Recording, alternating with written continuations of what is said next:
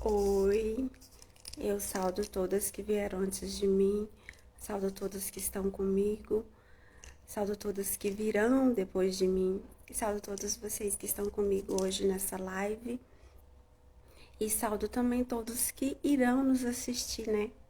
Porque vai ficar gravado, então saudo todos que irão nos assistir depois. Hoje é a terceira live do projeto da Lei Aldir Blanc, o qual eu fui contemplado no ano passado, e hoje eu estarei sozinha nessa live, sozinha não, com os meus ancestrais, né? Porque hoje é a apresentação do primeiro capítulo da minha tese. Eu ia dizer dissertação, mas agora já não é dissertação, né? Dissertação era lá no mestrado, agora no doutorado se chama tese. E para iniciar essa live de hoje, até que os parentes, colegas, amigos entrem, eu gostaria de saudar. E nessa saudação, eu gostaria de ler aqui, chamar todos, limpar as energias, né? Me conectar comigo mesmo e com os que estão aos meus redores, né? Isso é muito importante e isso é muito interessante. E para isso, eu gostaria de ler um poema. Esse poema eu recebi ele no ano de 2019 e ele se chama assim. O título dele é Aprendizado, Liberdade e Evolução. Tudo que passas, fia, precisava aprender. Não tente ensinar a lição que eles não podem aprender. Tudo tem seu tempo. O seu é este. Cada um a seu momento. Fia, não está sozinha.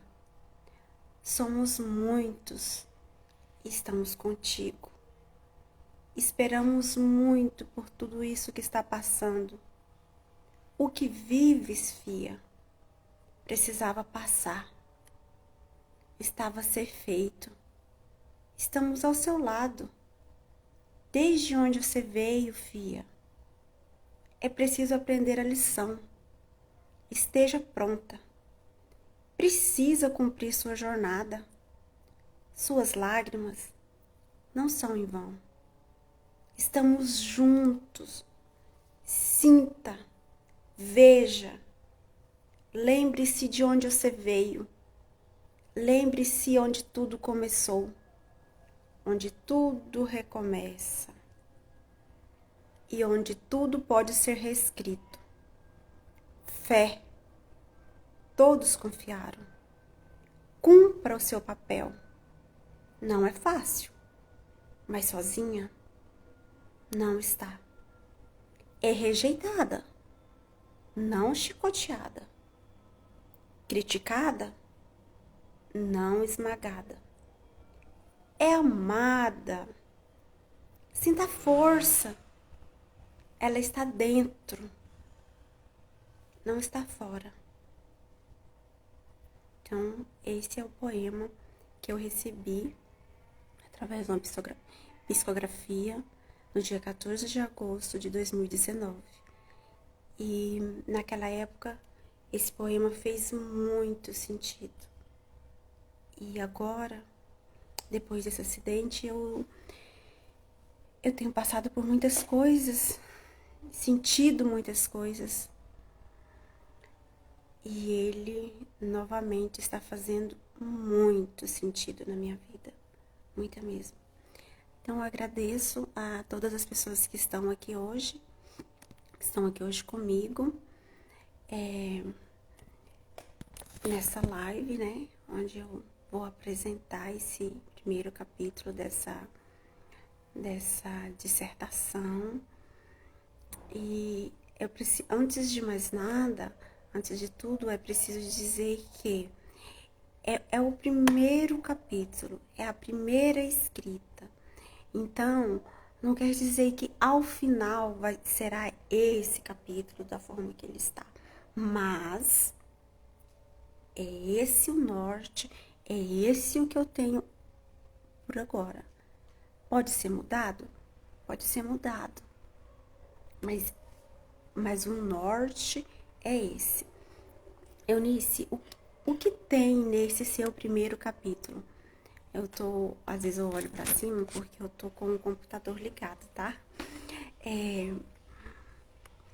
O que tem nesse primeiro capítulo? Nesse primeiro capítulo, como todos os meus trabalhos, todos os artigos em que eu tenho escrito, primeiro é preciso contextualizar. Por quê? Porque o povo indígena Tapuí do Carretão é um povo que eu costumo dizer de uma história singular e um povo também singular. Por quê? Porque não é um povo que existiu desde todos os tempos, não é? O povo indígena Tapuí do Carretão é um povo que nasceu da junção de outros povos. Povos indígenas, povos originários e povos não originários. A mistura do oprimido e do opressor. Então, esse povo surgiu com a política do aldeamento, implantada pela coroa portuguesa, né? E esse aldeamento, ele tinha como objetivo fazer com que esses indígenas, que para esses aldeamentos eram levados, deixassem de ser indígenas, certo? Então, é por isso que esse povo Tapuí do Carretão tem uma história peculiar, uma história diferente de outros povos, da maioria dos povos indígenas do Brasil. Porque o seu nascimento é diferente. E é por isso que eu preciso explicar em todos os textos em que eu publico, todos os textos que eu faço, que eu escrevo, e com essa tese não poderia ser diferente. Eu teria que explicar para quem estivesse lendo quem é esse povo indígena Tapuí do Carretão, não é? Então, esse meu primeiro capítulo da minha tese é exatamente isso. Falar, explicar como surgiu o povo indígena Tapuí do Carretão. Por que esse povo, ele tem uma língua diferenciada, que língua é essa, Eunice? A língua do povo indígena Tapuí do Carretão é o português tapuia. Eunice, mas como assim? Como o povo indígena pode ser falante do português, sendo que o português é a língua do opressor, é a língua do colonizador? Calma calma que a Eunice vai explicar. Eu sei, gente, que para algumas dessas pessoas que estão aqui, né? Gratidão, bloco não é não.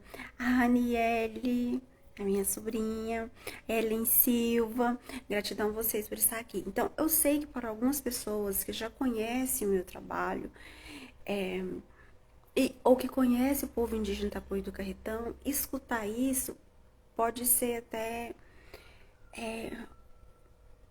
repetitivo, né? Mas para a grande maioria não é, porque a gente escuta muito essas perguntas, tipo, fala galinha na sua língua. E então eu tenho que dizer galinha, não é?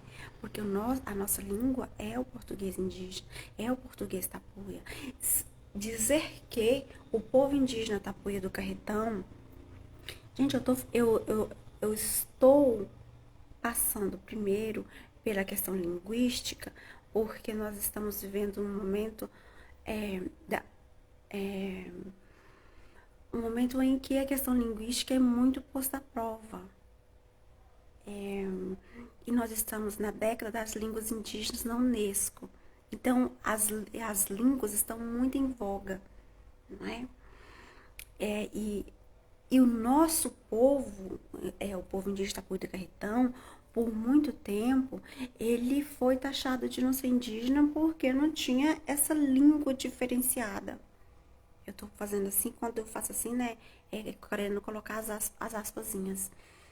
Então, por muito tempo, o povo indígena Tapuia do Carretão, ele era julgado pelas pessoas como não indígena porque ele só falava o português Tapuia. Então, foi assim que nós tivemos vários trabalhos na graduação dos indígenas Tapuia, a graduação da licenciatura intercultural na UFG, onde os professores Tapuia trabalharam a sustentabilidade linguística, socioambiental e cultural do povo indígena Tapuia do Carretão. Então, nesses trabalhos, os professores, aqueles que optaram com habilitação nas ciências da linguagem, trabalharam muito a questão linguística. E aí, foi comprovado que no português Tapuia existem palavras que é muito própria do ser Tapuia. Dentre elas, palavras macro-G, palavras de origem banto, as próprias palavras do português e também palavras de origem tupi. E aí nós passamos por um estudo, né? Vamos estudar por que o povo indígena Tapuia do Carretão, ele descende de povos macro-G, não tupi, entende? Então não haveria de ter o porquê, se esse povo é macro-G, por que ter palavras de origem tupi na sua língua materna? E isso, o nosso estudo comprovou que o tupi-guarani, era a língua que o colonizador chegava. Geralmente, quando o colonizador chegava, os bandeirantes vinham, eles vinham acompanhados ou guiados por indígenas que eram falantes do tupi-guarani. Prova disso é que os nomes que foram nomeados por esses bandeirantes são todas palavras de origem tupi, Araguaia, né? Tupi-Guarani, sendo que Araguaia é o rio do povo, lar do povo Inã. Era para ser um rio que tinha o nome Inã, macro-G, mas não é. É um rio que é conhecido por todos como Araguaia, uma palavra não dos povos originários dessa região, mas dos povos tupi-guarani. Então, se todas as coisas em que eram nomeadas pelos esses bandeirantes, pelos colonizadores, eram palavras do tupi-guarani, era muito normal que também dentro do aldeamento Pedro III, que depois passou a ser chamado aldeamento Carretão, fossem utilizadas palavras de origem tupi. E aí, por que esse povo indígena Tapuia do Carretão, que é um povo que descende dos Chavante, né, como os tupi-guaranis também os nomearam, mas que ele se autodenomina Auém, os xerentes, que se autodenomina Quen, os carajás, que se autodenomina Inã, e também os Caiapó, que já eram indígenas catequizados, que já eram indígenas acostumados a viver com branco e que foi para o aldeamento para dar segurança aos colonizadores, né? Aos donos aos administradores do aldeamento.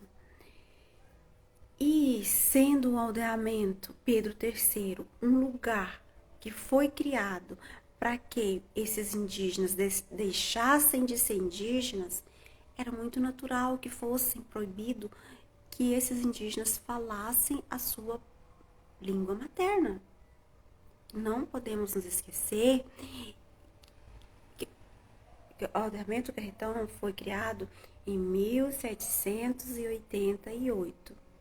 1788. Então, estava em vigor a lei de Marquês de Pombal, aquela lei que proibia que os indígenas falassem as suas línguas, aquela lei que dizia que aquele indígena que fosse pego falando a sua língua materna teria a sua língua cortada. Ora, se esses indígenas estavam sendo vigiados constantemente, dia e noite e dia, para que eles aprendessem a viver como o colonizador, como o branco, eles não poderiam falar a sua língua materna. Então, é muito. Hoje,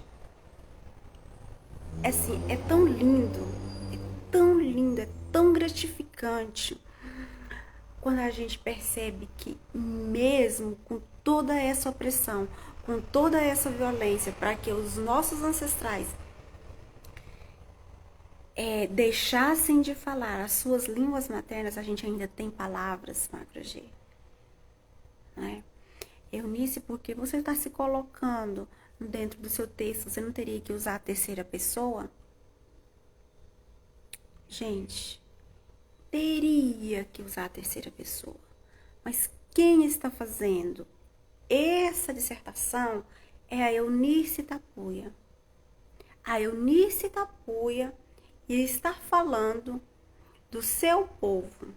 Ela é integrante deste povo e ela esperou 300 anos para que uma do seu povo chegasse na universidade, chegasse num curso de pós-graduação.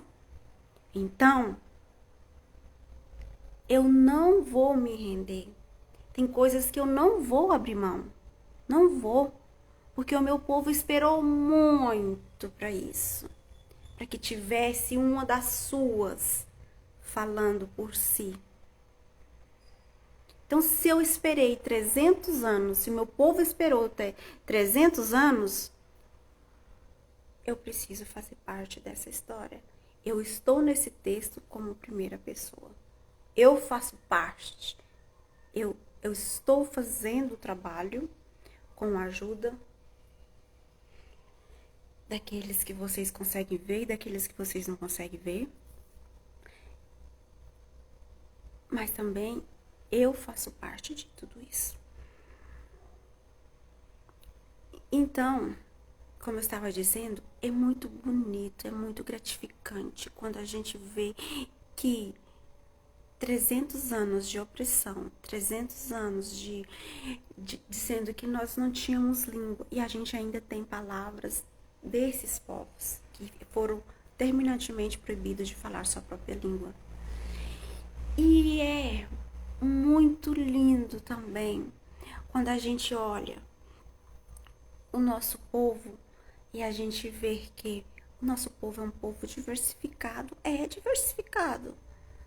Por quê? Porque ali tem indígenas que eram considerados inimigos entre si. Ora, Chavante Carajá, Chavante Caiapó, Carajá e Caiapó eram considerados povos inimigos. E lá era um povo só. E depois, brancos, negros, se uniram também e fizeram parte do povo indígena Tapuia do Carretão. E então, esse povo, ele tem essas características, né? Essas características visuais, às vezes as palavras me fogem. Essas características físicas, às vezes é mais pro lado do negro, às vezes é mais pro lado do branco, às vezes é mais pro lado do indígena. Mas isso não nos faz deixar de ser indígenas. Por quê? Porque todos esses povos fizeram parte da gênese Tapuia. E quando a gente vê a terceira geração, a segunda geração de qualquer outro povo originário, e a gente percebe que ele já parece mais com um branco, que ele já parece mais com, né, com o outro lado da sua descendência, e a gente vê nós que estamos na quinta geração, e a gente ainda tem muito disso, a gente se sente acolhida, fortalecida, esperançosa. Por quê? Porque muitos anos se passaram desde quando nossos ancestrais foram colocados no ordenamento Pedro III, e mesmo assim nós não deixamos de ser quem somos. Mesmo assim, esse povo ainda se agarra naquilo que seus ancestrais foram. Esse povo ainda tem uma identidade. Esse povo tem a sua língua materna. Esse povo tem as suas tradições. Tem as suas narrativas. Narrativas que fortalecem, que repassam conhecimento, que os dizem, que os faz ser quem são. Então, é como se dissesse, esse povo, ele sabe se fortalecer e ele sabe permanecer de pé. Porque ele nunca esquece quem ele é. Então, esse meu primeiro capítulo é um pouco disso, contando quem é esse povo indígena Tapuia do Carretão. Então, aqui eu já disse alguns pontos principais, né? Dentre esses pontos eu vou fazer um resumozinho. Então, o ordenamento Pedro III surgiu em 1778, implantado pela coroa portuguesa. Por quê? Porque naquela época Goiás estava sendo povoado e precisava que tirasse esses indígenas que, segundo os brancos, atrapalhavam os interesses da coroa portuguesa. Ora, esse cerrado era lar dos Auém. E os Auém são considerados povos guerreiros.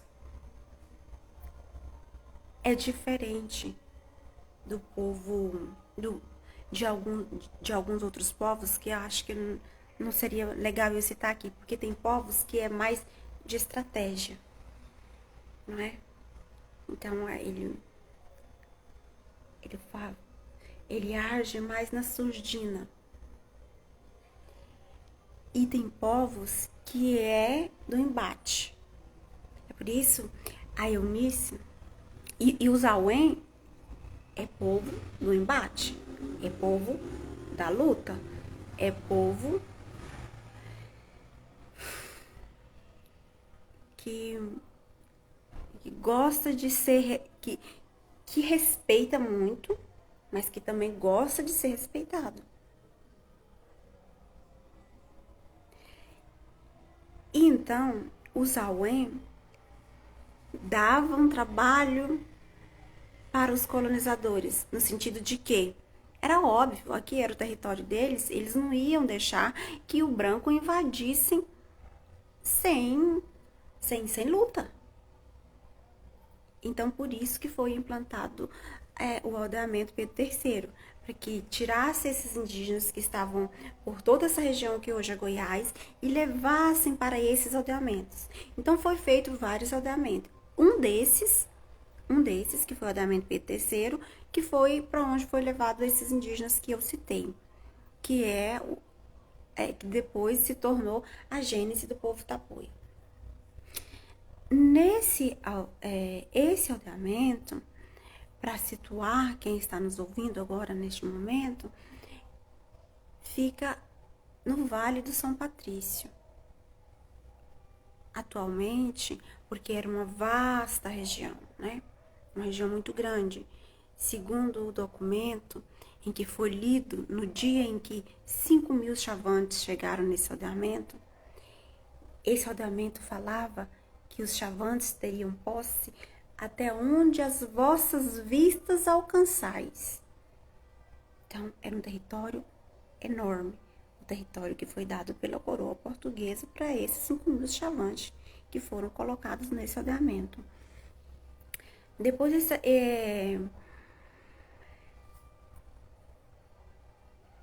esses 5.000 chavantes, aconteceram muitas violências.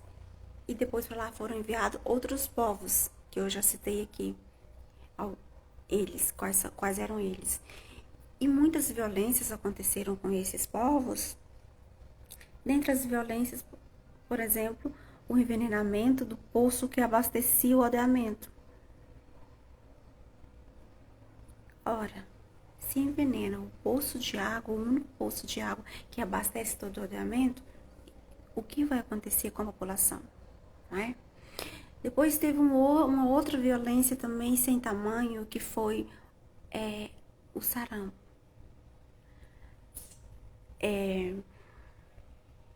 O sarampo era uma doença da qual os povos originários não tinham resistência biológica para isso.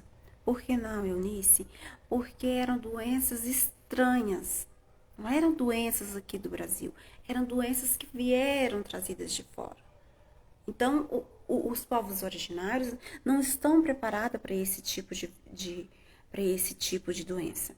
É por isso que agora com essa pandemia e que os povos originários eles estão no grupo de risco e são vacinados primeiramente, junto com os outros grupos de risco, né? A gente vê muitas pessoas comentando, mas por que esses indígenas estão vacinando primeiro que os outros? O que eles têm de melhor que a gente?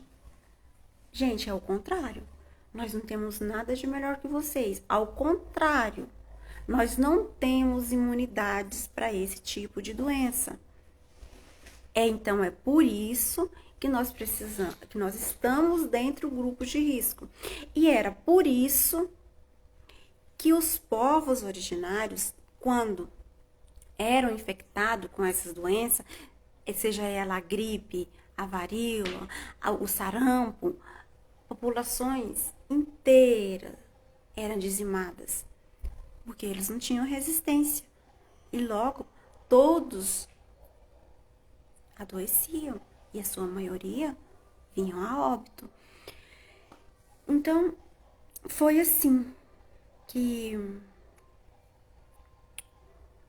esse aldeamento de 5.000 pessoas chegou a 300 pessoas, chegou a 50 pessoas, até que chegou a um momento, no século XVII, preciso confirmar aqui no texto aqui o século, tá, gente? Eu tive epilepsia quando eu era criança e eu tenho muita dificuldade com número. E agora, depois do acidente, isso tem ficado pior. Mas eu vou melhorar, tá? Eu vou melhorar. Nada na minha vida foi fácil, mas eu consegui superar todos os obstáculos que apareceram para mim. E ao final de cada obstáculo que apareceu para mim, eu vi que aquilo ali era um aprendizado. Eu precisava passar por aquilo. Então eu tenho certeza que esse acidente que eu sofri, que tem causado tanta dor para mim, eu tenho certeza que isso é para um aprendizado. E é para que eu me fortaleça. Então, como eu estava dizendo, chegou um dado momento em que já não tinha porquê esse aldeamento ser mantido e se pagar funcionários para viver lá. E aí então esse ordenamento ficou jogado e os funcionários foram embora. E os funcionários indo embora, ficou o padre, porque qual a função do ordenamento? Fazer com que os indígenas deixassem de ser indígenas. E para que esses indígenas deixassem de ser indígenas, duas coisas eram necessárias.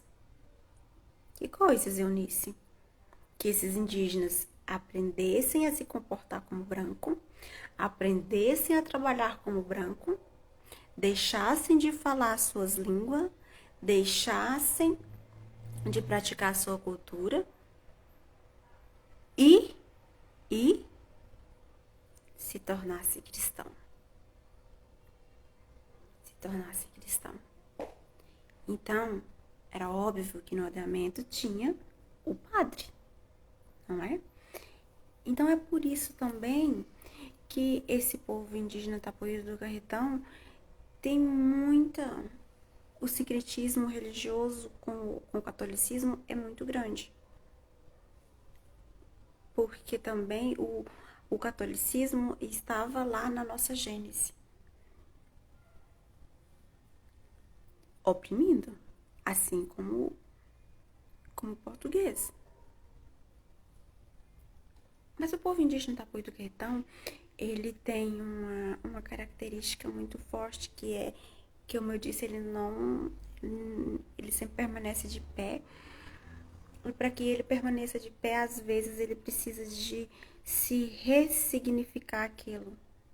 E o povo indígena Tapuíra do Carretão, ele fez isso muito bem com o próprio ordenamento. Ora, um território em que esse povo sofreu todo tipo de violência, todo tipo de opressão, e depois esse território foi visto como a base do povo, do nosso povo.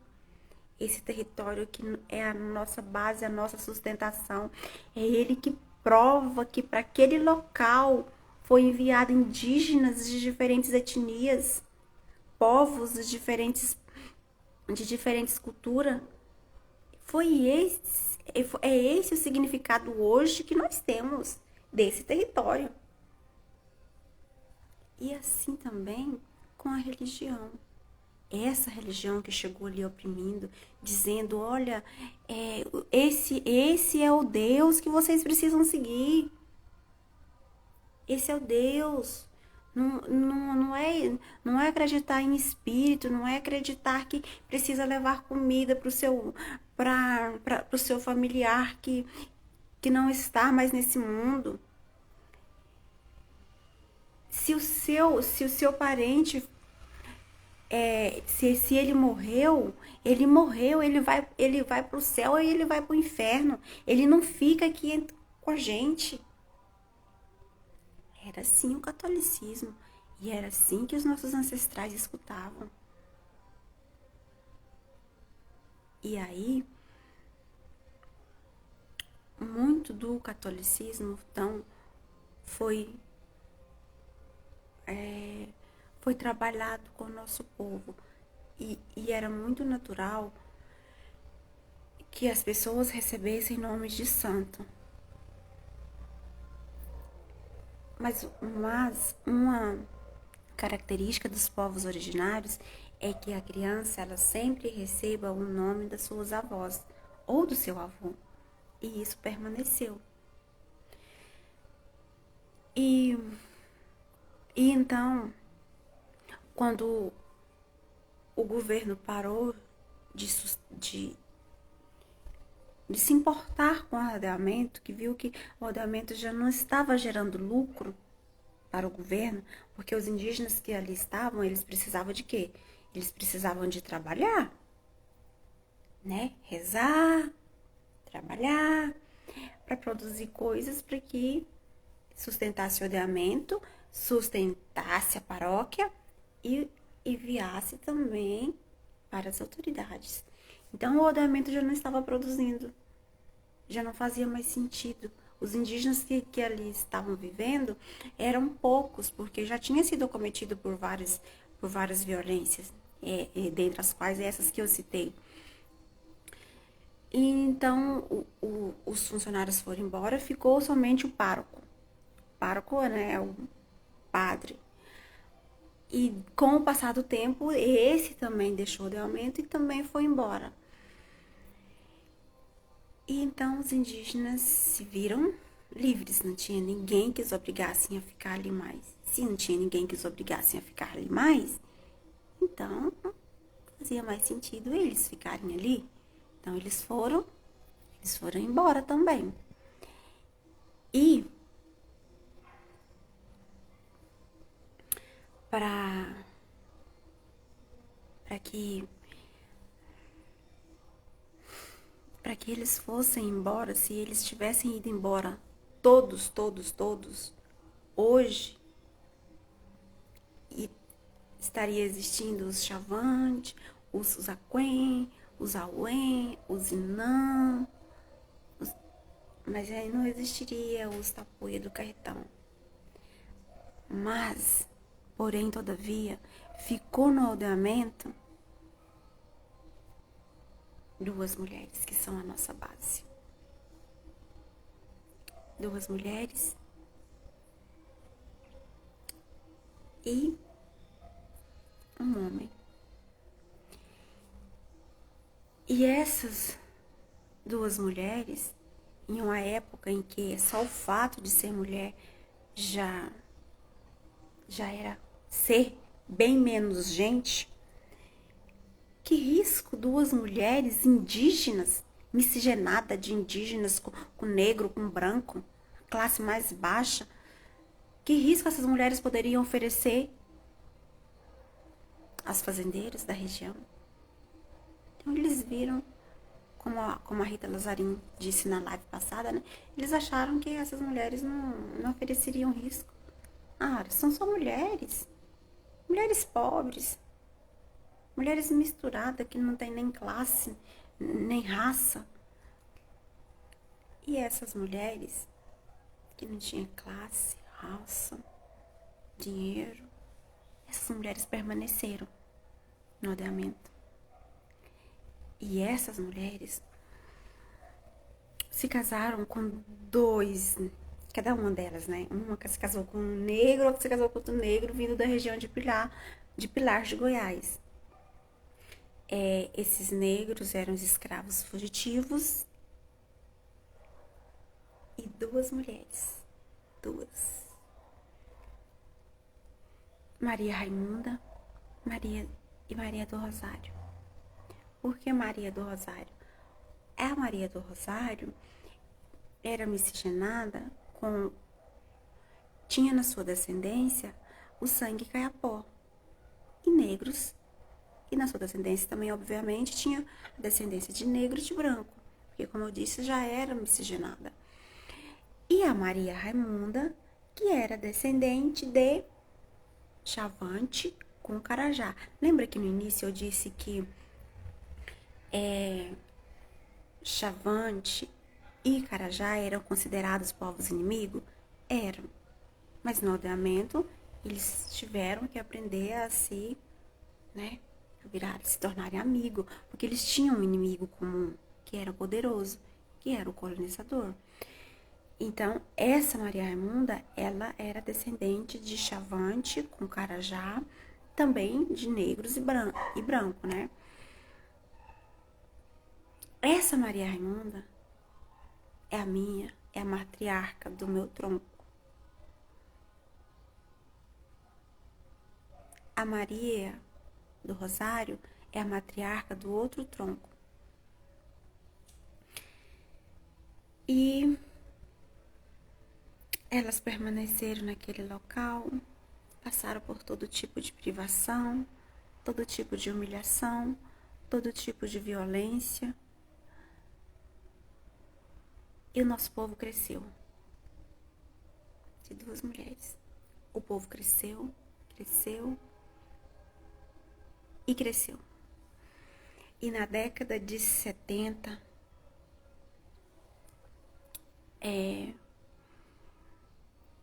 o nosso último capitão porque a palavra cacique, ela só foi originada depois que a FUNAI chegou no aldeamento. Antes, os nossos líderes, as nossas lideranças eram chamadas de capitão, como uma referência à época do aldeamento, onde aquele indígena que era nomeado chefe pelos administradores, ele era chamado de capitão, ou seja, dentro tinha o chefe branco, né, que nomeava todos, que todos deviam obediência, e era nomeado um chefe dentre os indígenas para ser o chefe, para levar as coisas, as demandas para os brancos. Então, esse era chamado de capitão. Então, o nosso último capitão foi Simão Borges. Simão Borges de Aguiar. Aquele que na live anterior a Rita disse que chegou lá, conheceu, conversou, viu como é que era. Aquele. Esse Simão Borges é o meu bisavô. É o pai da minha avó.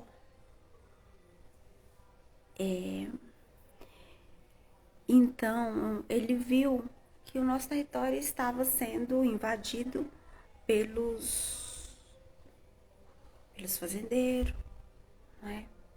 Pelos brancos. Aquele território, a Rita falou também, lembrando dela, que é um território muito cobiçado. É um território onde tem muitas nascentes. É cerrado, mas ali tem variedades de biossistema, de biomas. Biossistema, desculpa. Tem variedade de bioma, então ali não é só o cerrado puramente. Então é um território muito rico, para não falar de outros tipos de riqueza. Tem a riqueza da água, por exemplo, tem várias nascentes, tem muitos córregos, né? Tem um rio somente, que os brancos temem em dizer que se chama Rio São Patrício. E que os tapuias continuam dizendo, não é Rio São Patrício, é o Rio Carretão. Como eu disse, tem coisas que a gente aceita, mas tem coisas que a gente não aceita. Vocês querem chamar o nosso rio de São Patrício? Chamam. Mas nós vamos continuar chamando de Rio Carretão. É assim que nós o conhecemos. E então os brancos eram estimulados a invadir o nosso território. E esse estímulo vinha por parte das prefeituras, vinha por parte do governo, que dizia, olha, vocês vão para lá e daí a gente dá o título. Depois que vocês estiverem lá trabalhando, a gente dá o título. E foi assim que vários dos poceiros conseguiram o título de suas terras. E o nosso último capitão, então, Simão Borges, ele sai do aldeamento Carretão para ir até o Rio de Janeiro, juntamente com as nossas avós. A Maria Catarina, o meu tio Bento, que na época era uma criança, a esposa. Saiu uma comitiva. Os historiadores teimam em dizer Simão Borges sai do aldeamento para ir até o Rio de Janeiro. Não foi só o Simão Borges que saiu do aldeamento para ir até o Rio de Janeiro. Foi uma comitiva. E essa comitiva tinha mais mulheres que homens. E aí, ele sai para ir até o Rio de Janeiro, que era a capital do Brasil, para quê? Para tentar resolver essa questão que o nosso território estava sendo invadido. E não dava para dialogar com as pessoas do município. Por quê? Porque eram os poderosos do município que estavam invadindo. Então, não dava para ter diálogo com esse povo. Então, ele sai para ir, então, ao Rio de Janeiro, capital do Brasil. E nessa época, em cada cidade que se chegava, precisava primeiro ir no delegado para dizer, olha, nós somos a comitiva tal. Era um costume da época. Costume não, uma norma. Que qualquer forasteiro que chegasse na cidade precisava primeiro identificar para o delegado. Nós somos tal pessoa. Oi, Mary. Boa noite, que legal ter você aqui. Mabina, muito bom ter você aqui também. Eurípedes, Gabriele, Rosângela, Leondas, Geranhonho, Marta Quitiliano, Marlete, Eli, Raniele e o bloco não é não. Muito bom ter vocês aqui, tá? Gente, a Eunice está usando essa linguagem simples, menos acadêmica. Primeiro porque, como eu disse, por causa do meu acidente, eu ainda estou me recuperando. E segundo, porque eu gosto desse linguajar. Essa linguagem é a minha linguagem materna. É a minha língua materna. E por isso que eu me sinto bem falando assim. E depois, e além disso, além desses dois, tem um outro fator que é a Eunice, ela quer fazer ciência, ela faz ciência, mas não é só para academia, não. A Eunice faz ciência também para os povos originários. Seja o meu povo, ou seja outros povos. E esse tipo de linguagem, eu sei que vai fazer com que o meu povo tenha mais facilidade de entender. Eu sei disso. Eu sou, a minha graduação é com habilitação em Ciências da Linguagem. E nós tivemos uma disciplina em que com a professora Tânia Rezende, e nós estudamos vários tipos de textos, sabe? E aí nós estudamos primeiro o texto do homem branco, colonizador, sulista, esse povo. E era texto muito difícil de ser compreendido, até mesmo pelos brancos da sala. Até mesmo pelos brancos da sala. Depois nós tivemos textos de mulheres negras ou de negros. E eram mais fáceis de ser compreendidos. Muito mais fáceis. E depois nós tivemos texto de mulheres indígenas ou de indígenas no geral, homens e mulheres indígenas. E esses textos eram muito mais fáceis de ser compreendido. Oi, Júlio César, que bom que você está aqui. Então, é por isso que eu não vou ficar utilizando aquela linguagem rebuscada aonde eu vou estar dando o que o branco quer ouvir, eu vou estar dando o que o branco quer de mim, o que o branco espera de mim, mas eu vou estar dificultando a vida do meu semelhante, dos povos originários. Eu não quero isso. Eu quero facilitar. Eu digo e costumo dizer que eu quero ser. Eu quero que as pessoas olhem para a Eunice e digam: a Eunice conseguiu, nós vamos conseguir. Porque, para quem conhece a história da Eunice, sabe que a história da Eunice não foi nada fácil. Desde o nascimento, não foi fácil. A Eunice nasceu fora de época. A Eunice nasceu de uma violência sofrida pela sua mãe. Então, desde o nascimento, nada foi fácil. Então, se a Eunice consegue fazer alguma coisa, qualquer mulher indígena consegue. Qualquer homem indígena consegue. Qualquer homem negro consegue. Qualquer homem ou mulher pobre consegue. Consegue.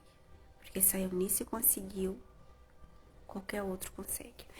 Então é por isso que eu utilizo essa linguagem mais simples, essa linguagem aqui, que qualquer um dos meus vai entender. E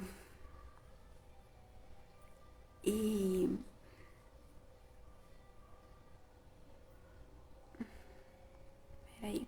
Ah, sim. Para finalizar, já que está quase dando a hora de finalizar, eu preciso dizer com quem eu dialogo, né?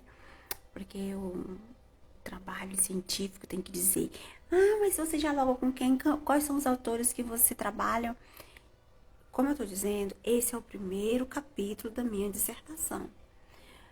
Os autores em que eu mais tenho trabalhado são os autores que falam da nossa história, que falam do povo indígena Tapuí do Carretão.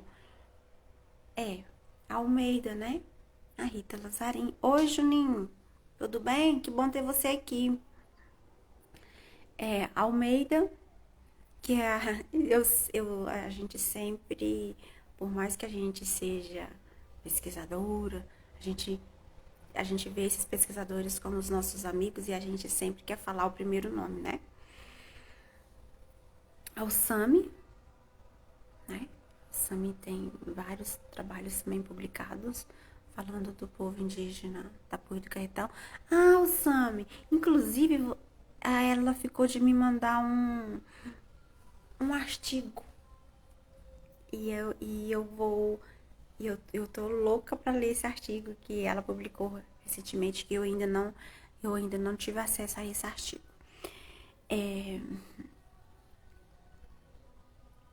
São a base do meu trabalho são essas autoras. Também tem o Cris Teófilo, né? Teófilo. Tem o trabalho dele. Eu também dialogo com ele. Eu trabalho artigos da Rezende, né? Da Tânia Rezende. Também são trabalhos primorosos e trabalho que trata da questão linguística.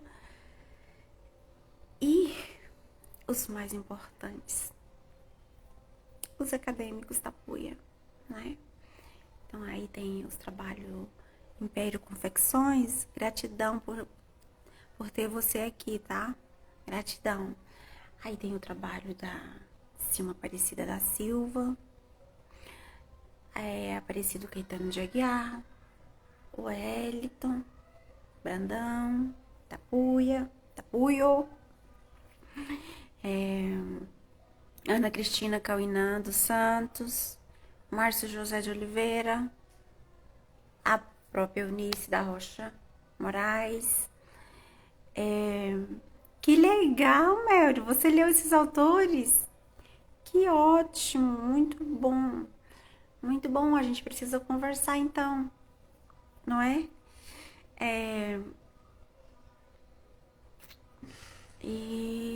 Então são eles. E mais importante que esses pesquisadores, os nossos anciões. Os nossos anciões. Eunice, como que você fala que você coloca os anciões dentro do mesmo nível que esses pesquisadores que têm mestrado, graduação, doutorado? Como assim, Eunice? Gente, o mestrado, o doutorado, a graduação é um título em que o homem branco utiliza para dizer: essa pessoa aqui tem conhecimento. O homem branco usa esses títulos para dizer que aquela pessoa ali, alguém pode escutar, alguém pode ouvir, porque ela estudou, ela está por dentro daquele assunto e tal. Os povos originários têm outras formas de dizer que tal pessoa tem tal conhecimento. E se os povos originários têm outro meio de dizer que para ser sábio, para ser doutor, né, é outra forma de se entender, é outra forma de demonstrar, é outra forma de aprendizado. Então, os nossos anciões são sábios. E se eles são sábios, eles também têm o direito de estar no mesmo nível do que esses graduandos, que esses mestrandos, que esses doutorandos ou que esses doutores. Certo? Chega sim, Melry. Ó, se chega. A gente vai chegar, nossas filhas vão chegar, nossas netas vão chegar. E algum dia, quando as nossas netas estiverem lá lendo, elas vão dizer, assim como a gente diz, eu mesmo digo sempre, a minha avó me ensinou assim, o meu avô falou isso. A minha avó, é uma frase que eu gosto muito de citar, que a minha avó dizia, filha, precisa entender de onde você veio, onde você tá. Pra você saber, filha, onde você quer chegar e onde você vai chegar. Minha avó dizia isso. E aí, Melry Anacan, você já imaginou daqui a uns 200 anos os nossos bisnetos tá falando, olha o livro ali, olha o artigo da minha avó, ela estava dizendo isso e isso. Vai ser assim. Eu também creio, vai ser. É por isso que eu acho que é importante nós, indígenas, escrever, né? Contar nossa história. Porque a nossa história sendo contada por nós mesmos é diferente, Melody. É diferente. Oi, Mirna. É diferente, Mirna. Quando a gente conta. Sabe por quê? Eu vou dizer pra vocês. Só falta um minuto pra acabar a live. É porque eu tenho percebido, quando a gente se torna pesquisadora, a gente se torna muito atenta a como as coisas funcionam. A gente se torna. A gente fica. Analisa as coisas minuciosamente. E aí, eu tenho percebido que o branco, ele é muito racional. Ele é muito estratégico. E nós, povos originários, é muito do sentimento. Então é por isso que a gente precisa escrever muito. Porque quando a gente escreve, a gente coloca o nosso sentimento dentro. A gente coloca o sentimento do nosso povo. A gente é o mais verdadeiro possível. Porque a gente sabe que o que a gente está falando aqui vai servir para os nossos netos, vai servir para os nossos bisnetos, vai fazer parte da história do nosso povo. E não só parte da nossa história. Porque quando a gente escreve, a gente não quer só o título. A gente quer que o que a gente está escrevendo hoje contribua para que o nosso povo cresça, para que o nosso povo tenha fortalecido a sua identidade, a sua cultura, as suas raízes, o seu território, para que nosso povo possa de fato chegar a abarcar os nossos direitos garantidos e que mais direitos possam ser garantidos. Então, é por isso que nós, enquanto indígenas, precisamos escrever mais. E é por isso que eu cito os nossos velhos. É por isso que eu cito os nossos velhos no mesmo pé de igualdade com um doutor, com um mestre. É por isso que eu cito. Porque eles são tão importantes quanto. Gente, já deu o horário. Adria, que bom você por aqui, querida. Que pena que você entrou agora, que já tá acabando, mas eu sei que você vai assistir vai assistir, vai ficar gravada, tá? E daí vocês podem assistir, podem repassar pros colegas. Como eu tô dizendo, eu não tinha O Instagram ainda não é uma rede social que eu utilizo muito, sabe? Mas é o que eu estou aprendendo. E essa é a terceira live, né? Que eu estou fazendo, que eu estou participando. E vai ficar gravada, tá bom? E aí vocês podem passar pros colegas, pras pessoas assistirem. É isso mesmo, Bruno. É dar voz aos nossos velhos é muito importante, porque eles são os nossos sábios, não é? Eles só não são chamados de doutores porque a gente não chama os nossos sábios de doutores. A gente chama os nossos sábios de vô, de vó, não é? Tio, tia. É assim. Ei, Mirna, você também é uma inspiração para mim. Você também é. E no mais é isso, gente. Esse é o meu